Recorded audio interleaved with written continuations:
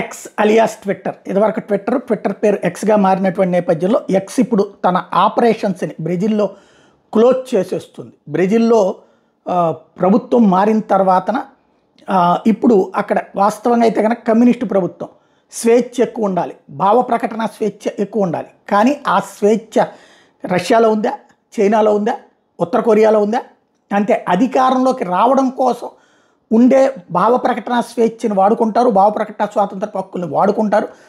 అధికారంలోకి వచ్చాక ఆ స్వేచ్ఛ వలన జరిగే సమస్యలను దృష్టిలో పెట్టుకుని ఆ స్వేచ్ఛని ఎదుటి వాళ్ళకి తీసేస్తారు. అందులో భాగంగా ఎక్స్కి సంబంధించినటువంటి అంటే ట్విట్టర్కి సంబంధించినటువంటి అంశాలలో ట్విట్టర్ అధికారుల మీద అరెస్టులకు రంగం సిద్ధం చేస్తున్నటువంటి నేపథ్యంలో బ్రెజిల్లో తమ కార్యకలాపాలని నిలిపివేస్తున్నట్టుగా ఎక్స్ప్రెస్ ప్రకటించింది.